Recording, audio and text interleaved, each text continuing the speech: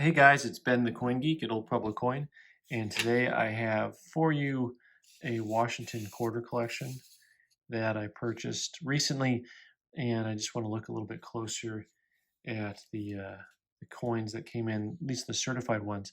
It was a nearly complete collection, and it has some really nice coins in it. 1938 PCGS MS66. Uh, this coin is mostly white, nice looking coin.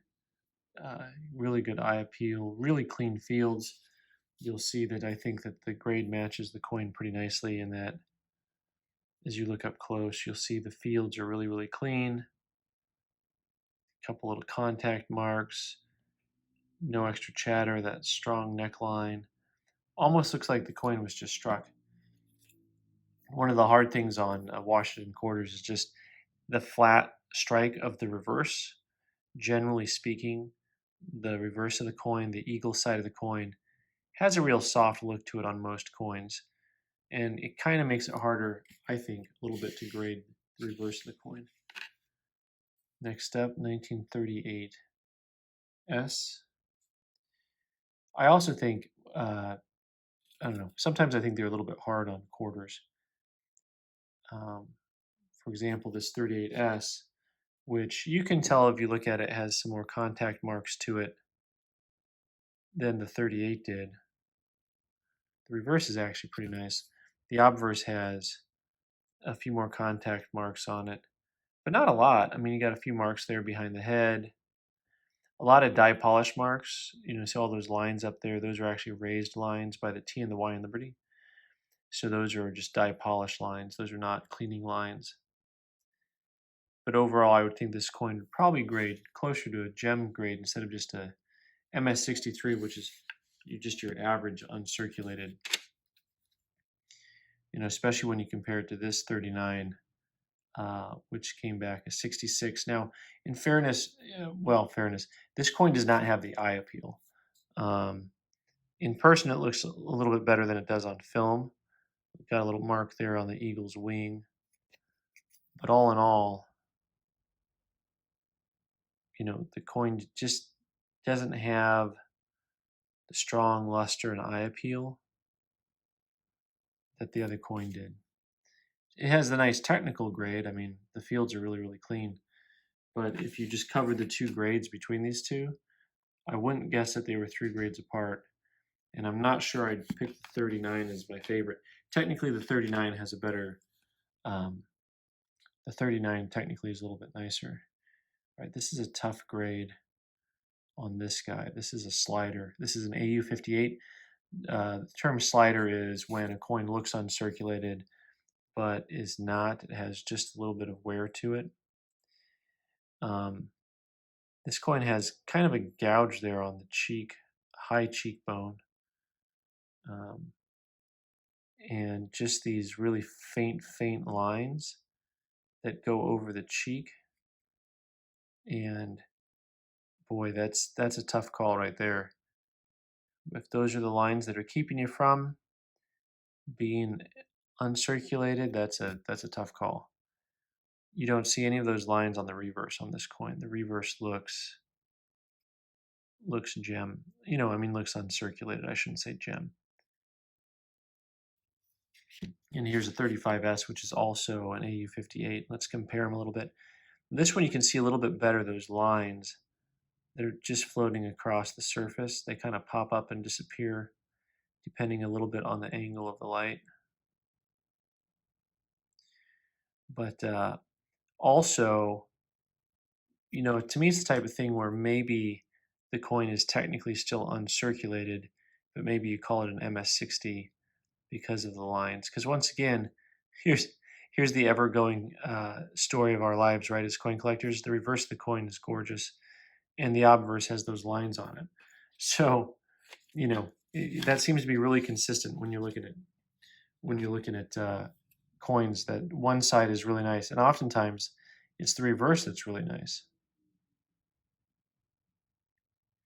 So here's a 1940 from the Denver Mint, PCGS MS64, a very white coin,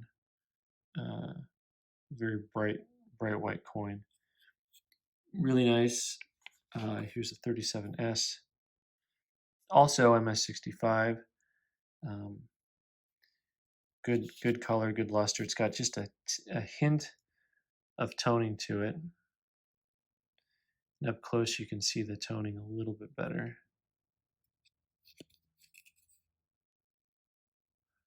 A lot of these earlier mint marked Washington quarters, you don't see them quite as often certified in nicer grades. Little known fact, people know that the 32D and the 32S are kind of the tough coins in the series. The 36D, this is the 36S, the 36D is actually technically the rarest coin in the Washington quarter series to get uncirculated. This 36S, you see lots of little contact marks on it on both sides. Lots of little chatter on the neckline and the cheek, and there behind the field. This one they called MS62.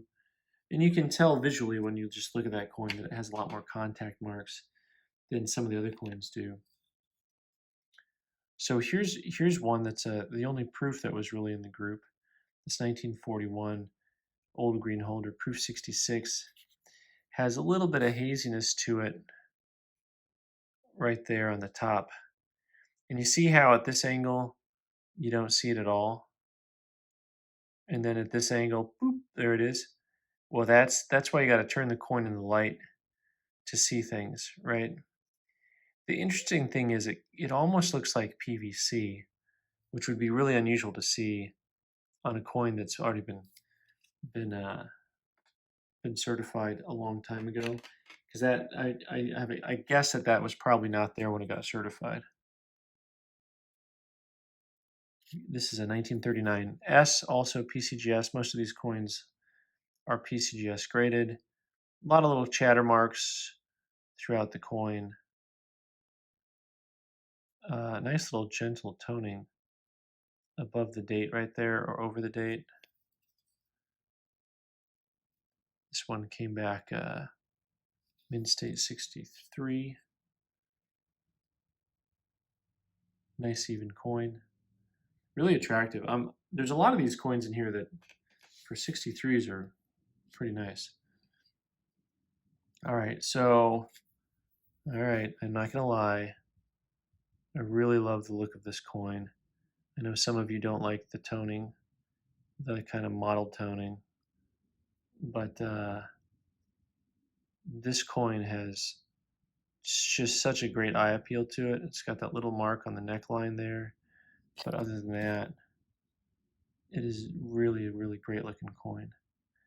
And this is an old rattler holder. Can it rattle? Nope, too small of a coin. You put a $50 in here.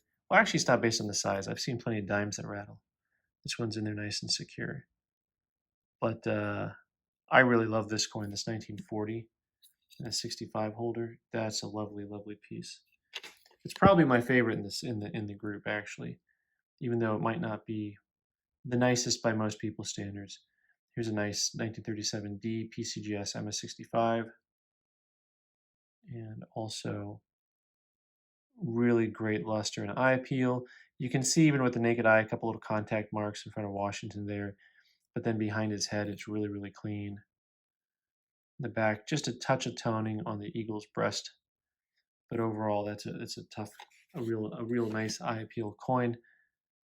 1936 MS64. Like this actually, I will say, definitely looks nicer than just a 64.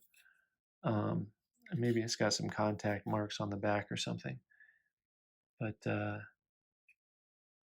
really nice looking coin. The obverse, that is solid. Look at that. Look at that. There is nothing going on in that field. Yeah, just a really nice coin. I think that one's a little bit on the strict side with the grade there. This one's kind of interesting. This 35D MS63, really good eye appeal again. It kind of looks like it has some haze to it that's not the type of, like, I was telling you how much I like the toning on this. I mean, to me, that's different than whatever's on the front of this coin. Whatever's on the front of this coin looks more to me like a PVC. It just doesn't have that same even look to it. When it looks like the type of thing that the coin is a little bit bright underneath that toning, and it may not be that nice underneath there. 1934. So you can see this one's got a really great look to it, but it's got that hit behind Washington, and you can see it right away. Now, is that a hit or a planchet flaw? Now that I'm looking at it again, boy, that looks like a planchet flaw. So it looks like, yeah, where the metal flaked off. Interesting. Nice PCGS MS64. Look how flat that D is from Denver. No hole in the center. Really nice coin overall. And a 32D. This is the last certified one. This one you can see the white lines over the surface of the coin. You know that it has some circulation and wear to it. Those white lines pop up at a certain angle, kind of like that. Then at other angles, you don't see them as much, but you can see some of the flatness of Washington's hair. This is oftentimes romanced as the main coin in the series. It is tougher to find, not as expensive as they used to be. This AU55, I think, trades for less than $400 currently. So there's also a bunch of raw coins in this series. Maybe I'll have some time to make a video on those as well. I'm Ben the Coin Geek. Thanks for watching. You can subscribe by clicking on the button in the corner and watch more videos on the right side of the screen, and leave your comments in the box. Thanks.